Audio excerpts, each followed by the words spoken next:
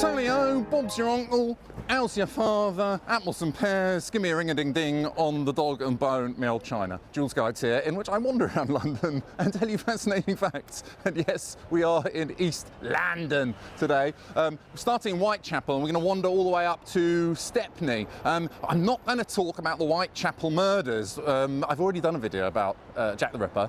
But if you want to know all about Jack the Ripper, you can watch my other video. But don't forget to subscribe to the channel if you like the videos. There's so many lovely old buildings and stuff along here, 19th century, 18th century. For example, this building right here.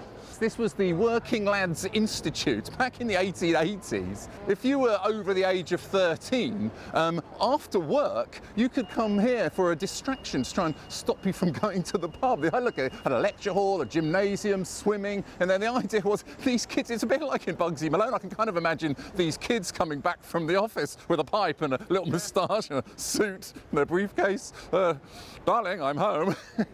But yeah, I mean, kids used to work in those days, and they wanted to prevent them from going to the pub and misbehaving. Later on it changed hands and it became the Whitechapel Mission, who still do work for young people today to keep them out of trouble, I think. It's not based here, it's based somewhere else. But just a little bit along here, you see, there's a little fountain over here. I just want to walk past all the market. Back in the old days, I mean, first immigrants arrived here in, I think it's the Huguenots back in the 16th, 17th centuries. There was lots of French Huguenots here, and then the Irish arrived around early 19th century, and then the Jews came in the late 19th century after they were escaping these pogroms in Russia, and these days it's mostly a Bangladeshi community. But look, this fountain here was put here by the Jews as a kind of, they were thanking King Edward VII. They were getting a lot of persecution back in those days, but Edward VII was friendly towards the Jews, and so by way of sort of appreciating him and saying thank you to him, they've erected this rather nice memorial. It's rather pretty, isn't it? It is, yeah. Anyway, now that one over there, you see just behind here, number 259, that is where Frederick Treves, who was like a surgeon over at the Royal London Hospital opposite, he saw Joseph Merrick, the Elephant Man, in a freak show, I think it was right there, yeah. And he invited him in to the Royal London Hospital to come and live with him there so that he could sort of study his condition. Is this the original building? I don't know, I guess so. I mean, it was what, late 19th century, so. So opposite in the Royal London Hospital, they've got a little museum where they've got some of the little models and stuff that Joseph Merrick made. He used to be really beautifully constructed, like chapels, churches and things like that. It's very interesting in there. Some Jack the Ripper stuff as well. The entrance is around the back. Were they made out of matchsticks? Oh, I think so. I think they were. I should have been in The Elephant Man. Have you seen the film The Tall Guy? I haven't, no. The Tall Guy with Jeff Goldblum. Oh, and, no, I have seen that. Yeah, where he gets a part in The Elephant Man. I'm a tall guy, 6'6". Take a deep breath, prepare for the worst. The ugliest man in the universe. He's in a kind of musical version of The Elephant Man, isn't he? If you saw my little backyard, what a pretty spot you'd cry. It's a picture on a sunny summer day, with the turnip tops and cabbages what people doesn't buy. It makes it on a Sunday. This is the Man, Crossman and Albion Powlin Brewery. 1808 is when they opened up, and they used to provide work for loads of people in the East End. There were lots of breweries around here, actually. There was the Truman Brewery, that was in Brick Lane. You had the Charrington Brewery further up this road. We'll come to that, and Bow Brewery. This one was the first to produce bottled brown ale. But of course, you will be surprised to hear they have turned it into luxury flats. What a surprise. And just along from there, again, is the Blind Beggar pub. Now, I've already been into the Blind Beggar pub at the end of my Bethnal Green video, so this sort of follows on from there, if you like. This is where Ronnie Cray in the 1960s, he shot George Cornell. I think it was because he called him a puff. Not a very good idea to go around calling one of the biggest gangsters in the East End a puff. So anyway, he shot him, and later on, his brother helped him to kill Jack the Hat McVitie, who I assume wore a hat. Although, you know, if your name was Jack McVitie, surely you should be called Jack the Biscuit McVitie. McVitie's make biscuits like they ought to be. The neighbours thinks I grows them, and you'd fancy you're in Kent or at Epsom if you'd gaze into the mews. It's a wonder that the landlord doesn't want to raise the rent, because we've got such knobby distant views. You're probably thinking, why is he taking us to see a block of flats? Well, this used to be 100 Sydney Street. This is where the famous Battle of Stepney took place, the Sydney Street Siege in 1911. There was these Latvian Jews, anarchists or something, and they committed these murders up in Houndsditch. The Houndsditch murders, I think they were robbing a jewellery store or something. Anyway, lots of people died, some policemen got killed. Anyway, eventually they managed to round up the culprits, except for a few of them who hid out in this house.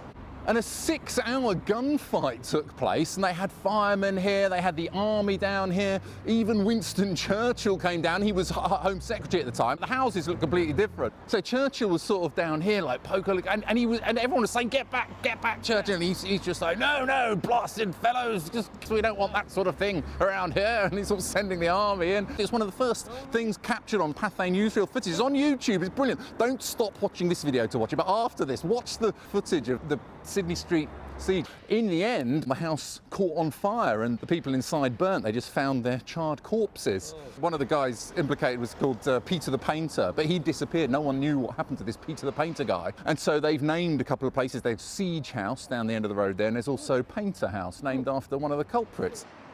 That's why that fountain up there that we were looking at with King Edward, the Jews of the East End wanted to distance themselves from the behaviour of these Latvian Jews who had been committing these murders. So they put that there to say, sorry guys, that wasn't us, we're good blokes. Oh, it really is a very pretty garden, and Chingford to the eastward could be seen.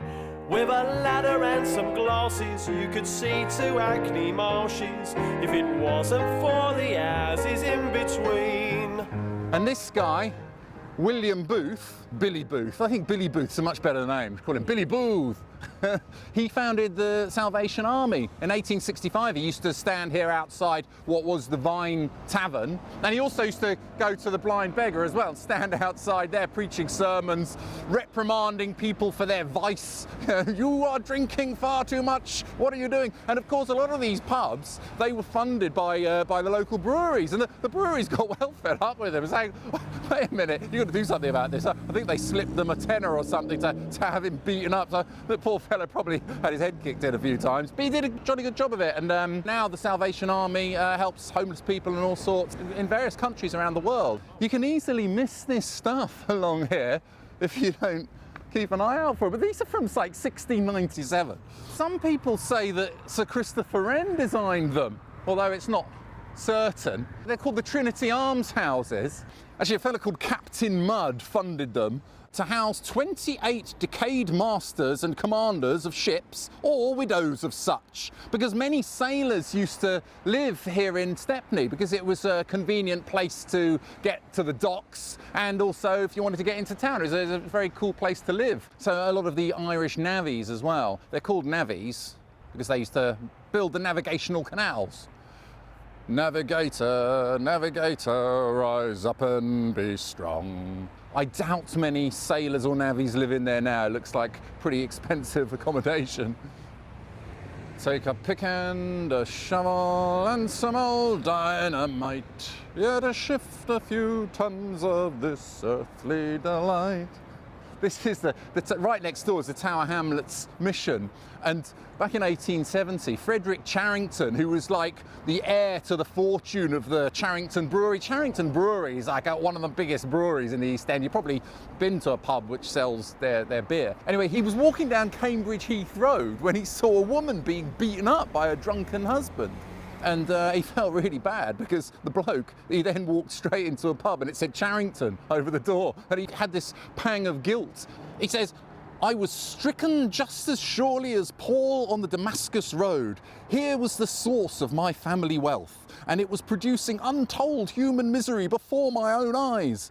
Then and there, I pledged to God that not another penny of that money should come to me. So he decided to put all his money towards this Tower Hamlets mission, which helped down and outs and drug addicts and alcoholics, I suppose. And it still does today. He used to walk around the place with a little black book, noting down anybody who was, illegally selling alcohol, dens of iniquity and stuff like that, and grassing people up to the police. I bet he was right popular in the East End, this fella. Reminds me a bit of Les Dawson's mother-in-law jokes. I love Les Dawson. I was walking along the road and I saw the mother-in-law cross the road. And she was being beaten up by 5 men. The wife said to me, "Aren't you going to help?" I said, "No, 5 should be enough." Look, you see that? Now, I'm not bringing you over here just because it's EastEnders snooker, which I think we should go and play a couple of frames there at some point. This is actually where Captain Cook lived. Captain Cook, the last place that he lived in England was here. He left from his house here. He got on a boat, probably down in Deptford, and he headed off to Hawaii, where he killed down in Hawaii, didn't he? And his wife, who was waiting for him, didn't even find out that he had died for another 2 years. This is where the house used to be. I don't know why they knocked it down. It's a pity, isn't it? But, we need snooker halls, And then she burnt all the letters that he sent her, which is a real pity because that would have been really cool to read those. Look, just opposite here, you see down there Cleveland Way? Apparently, the first fish and chip shop in London, possibly in Britain, was down that road, at the other end of that road. I mean, there's not much to see now, it's just a rather drab square, so let's not walk all the way down there. But originally, the Portuguese Jews would batter their fish on a Friday in egg and breadcrumbs, so it's ready to eat on the Sabbath. But it wasn't until about 1860 that a bloke called Joseph Marlin opened up a fish and chip shop. He was the first one who put the fish and the chips together. Some people say it was over in Bow Road, some people say it was in Roman Road. I say it was at the end of Cleveland Way there. Obviously the Manx will claim that the first fish and chip shop in Britain was in Manchester. I don't know. Oh, look, now see here, this department store here, this used to be called the Harrods of the East. It does look like a Selfridges, doesn't it? Yeah. It was called Wickham's Department Store. Right. They came along in about 1927 and bought up this whole row of shops which were abandoned and nobody wanted. So I said, okay, that's brilliant. We'll buy all these, except this fella called Spiegelhalter. You see the white one in the middle? They were from Germany and they said, no, you can't have this one. We're using this one. And they just dug in their heels. So in the end, Wickham's Department Store had to build their store around it, which is why you can see one half there. Then you've got Spiegelhalter. And then you got the other bit there, like a broken sort of. The Spiegelhalters had been here since 1820, so they weren't budging, and they were still trading up until 1980. Whereas the Wickham department store that went bust like 10, 15 years before. Right. So they stood their ground throughout the whole time. I like that. Look at this. Originally, that would have been the old the horses and carriages. Trot down underneath there. Be loud if you try to sleep. There you got your horses trotting underneath. Oh look, sorry, we missed out this. Look, Grill's Booze. Anyway, 106 upstairs there, I believe, is where the Kentucky Club was. That was the club that the Krays owned. Oh really? So yeah. Roger Moore has been in there because over there is you see the Genesis cinema. That used to be like a music hall. Even Charlie Chaplin. Yeah, hello. Oh, thanks. That's very kind. Yeah, Charlie Chaplin used to has performed in there, but then later on that one's built in 1939. But in 1963 they had the premiere of Sparrows Can't Sing, which is like an East End musical starring people like Roy Kinnear and Barbara Windsor. She showed up in a Rolls Royce to the premiere, and Roger Moore came, Lord Snowdon came, and then afterwards they went over the road to have a drink in the Kentucky Club because the Krays do a cameo performance in the film. Roger Moore, Bond himself, has drunk in that place. In The Man with the Golden Gun, Roger Moore is actually the same age that I am now. So I'm old enough to be Bond. He was the same age as me.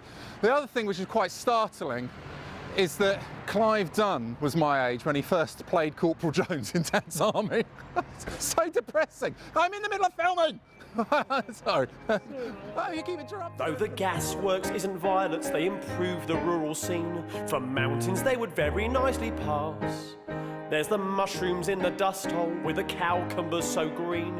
It only wants a bit of hothouse glass. We're just coming off the main road there, Whitechapel Road, which then becomes Mile End Road. We're walking down Stepney Green over here. Yeah, the whole vibe changes once you get down here. It's can't believe there's that big busy road there. Beautiful green space here. The Dunstan houses over there, you might recognise those. They're in Call the Midwife, if you watch Call the Midwife. Are you a fan of that show, Simon? In the 19th century, I suppose social housing wasn't as prevalent. Any housing for the poor was usually provided by some sort of charitable organisation. I think that one was the East London Dwellings Company. Incredible, yeah, beautiful brickwork. You see the insides there under the archway. Bumped into a fella the other day, he's an architect. He was reprimanding me for all my negative comments about the social housing architecture in London. He said his dad used to squat in one of these. Can you imagine that? Back in the 60s or something. That one there. Yeah, this lovely Georgian building. Is your dad going to watch this? I can send him the link, Yeah, for sure. yeah. I'm sure he'd love to see me on the internet. Well, especially with his old house behind. Yeah, So that yeah. used to be a squat. Yeah, well, squat maybe is a loose term, but it was definitely not a particularly formal living arrangement. He said that the windows all used to have the panes of glass missing, and one winter all the snow drifted into the stairs, and him and his friends had to spend the Christmas clearing snow off the stairs. This is actually where, in 1381, a band of like 4,000 rebels from Essex came along with Wat Tyler, and they met up with King Richard II, who was only about 13 years old. 1381 was the Peasants' Revolt. This house over here is the oldest one in the street, though. This one's from 1692, that one. I was watching Taboo last night. I think that's the one that belongs to the... Tom Hardy? Tom Hardy, yeah, Tom Hardy character. He goes in there, Okay, yeah. I think. The first person to live there was a fella called Dormer Shepherd. That when he was a slave owner, and his slave went missing. He ran away, presumably, and he put out an advert. He said for a reward, black boy named Lewis, 16 years old, with a hat on, darkish fine cloth coat lined with red, leather breeches and blue stockings. So anyone reporting him will have their charges paid and a guinea reward besides, all persons being forbid to harbour him at their peril. He's described as having a hat on. Take your hat off, mate. Yeah, I'll never catch you. A year later, he put out another ad. I like to think that old Lewis got away. I think he stowed away on a ship. I think Lewis is long gone. Yeah, he's out of there. He's not hanging around. I wear this milkman's nightshirt and I sits outside all day like the ploughboy cove what's mizzled o'er the lea. There's an interesting building here, which is called the Ship on the Green. It was a former pub, but now it is a house and artist studio for a local artist. I was eyeing that one up to have my final drink at the end of the video. It's a shame. It should be, well, somewhere else now because everything's back open again. Over this building over here used to be the Stepney Jewish School, and you can see on the railings here it says JSS. Look, Leonard Montefiore, who loved children and whom all children loved. Well, they've cut something out there, Julian. What information have they cut out? There's lettering under here. Something. They're hiding something. They're hiding something, Julian. Look, he's absolutely fascinated with it. Look, incredible. True restorer in action. Yeah, all the plumbing's been taken out. Come on, let's get out of here. I could do it for $2.50. And when I go indoors at night, they don't know what to say, 'cause my language gets as yokel as can be.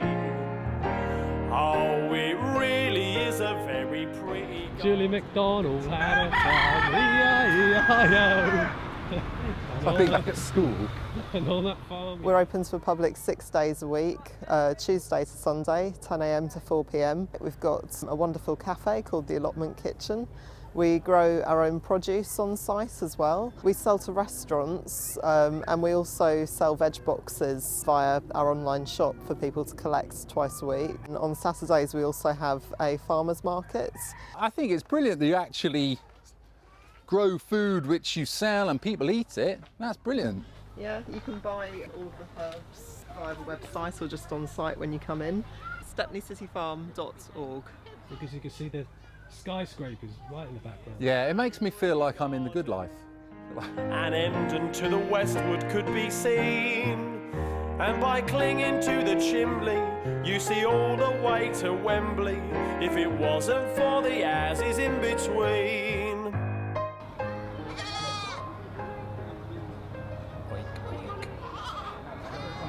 Guinea pigs are in that little pen. We're just saying hello to them. Look at the size of him.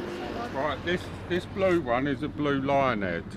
This blue one in here, she's a blue lionhead, and all the others are sort of like a cross between Dutch, English. They're all crossbreds, but she's the only purebred rabbit we've got. How old are they? They're all different ages because a lot of them are rescue rabbits. Oh, right. Like people bought them in, can't keep them no more, or people just dumped them at the gate in a box. Yeah, that's how she was dumped, the blue rabbit. No way, why would you dump her?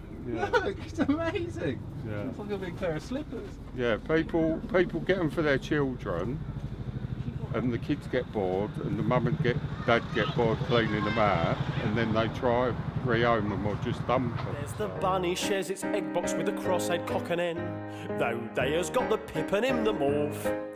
In a dog's house on the line post there are pigeons 9 or 10, till someone took a brick and knocked it When off. will you pay me, say the bells of Old Bailey? When I grow rich, say the bells of Shoreditch. When will that be, say the bells of Stepney? This is the when will that be, say the bells of Stepney Church. St Dunstan's of Stepney. Now, Dunstan was Bishop of London about 1,000 years ago or so. Most of the buildings from the 13th century and the 15th century. So look, it's pretty old. And inside they've got these beautiful 18th century beadle staffs and verger's wands with these lovely designs on them. But I think the oldest thing in there, which is about 1,000 years old, is behind the altar. They've got this stone cross. It's known as the Church for the High Seas because I believe if you're born on a ship, you could get registered to this parish. That's the reason why they're flying a red ensign, and it's at half-mast because tomorrow is Prince Philip's funeral, the Duke of Edinburgh. He was a sailor, wasn't he? Do you see what is over there? It's a murder of crows. It's the collective noun for crows is a murder of crows. Oh, is it? Yeah, I like collective nouns. Do you know any others? You mean like a school of fish? Yeah, school of fish, a disguising of tailors, a non-patience of wives, apparently. As one walks through this beautiful graveyard, one can stoop to pick a buttercup. What a buttock is doing on the floor, I'll never know. That's a Fry and Laurie joke, I nicked it off them. And apparently, if you put it under there and your chin goes yellow, it means that you like butter. Stupid. I didn't used to do that. The dust cart, though it seldom comes, is just like Harvest Home, and we mean to rig a dairy up somehow. We'll put the donkey in the wash house with some imitation horns, for we're teaching him to moo just They're like doing some digging for, what is it, Crossrail or something? They've discovered the remains of an old moated manor from medieval times. But I don't believe this is actually a part of it. This is more like 19th century. I think this is a part of a chapel which was rebuilt or something. But it's still nice. I like seeing these old ruins and stuff. I mean, the whole area around here would have just been fields back in the old days. There was Stepney, Mile End, Whitechapel. These were all tiny little hamlets which then became Metropolitan Borough of Stepney. But then, in 1965, they formed the Borough of Tower Hamlets, which is why, if you see one of these street signs, which doesn't say Borough of Tower Hamlets on it, if it says the Borough of Stepney, then you know that it's from before 1965. Oh, it really is a very pretty garden, and the soapworks from the housetops could be seen. If I got a rope and pulley, I'd enjoy the breeze more fully if it wasn't for the as-is in between. Yeah, back out on the main road, you've got across there's the Anchor Retail Park. So they used to be one of the Charrington breweries, and they used to have Anchor Stout and Toby ales from here. They moved there in 1757. And the guy Charrington, one of the Charringtons, I forget which one because there were so many in the dynasty, but he lived in the little house around the corner there. That building there is listed. That one's still listed. Those were owned by the Charrington family. And one of the houses there is still around the corner. But there were 40 breweries in London at one point belonging to the Charringtons. Continued brewing until 1975. Oh, thank you very much. That's very kind. Getting spotted a lot around here. I didn't realise I had so many subscribers who lived in the East End, but apparently I do. But look, see, for example, on this building here, there's another stone. This one's laid by Colonel Harold Charrington. Ah, look, we found one, Simon, look. So look, Mile End Road, Borough of Stepney. So you know that that sign is from before 1965, because it was in 1965 that they created the Borough of Tower Hamlets. Borough of Stepney doesn't exist anymore. Anyway, so I was going to go to the Horn of Plenty over there. You got plenty of horn, Simon? But it's closed, so let's head to Half Moon. Cheers, Simon. Cheers, everybody. Oh, good to be back in a pub again. Thanks for watching. If you enjoy the videos, don't forget to hit the subscribe button and have a look at my other videos on my YouTube channel. And you can even donate using PayPal or Patreon and all that other stuff. See you next time. If it wasn't for the as-is in between.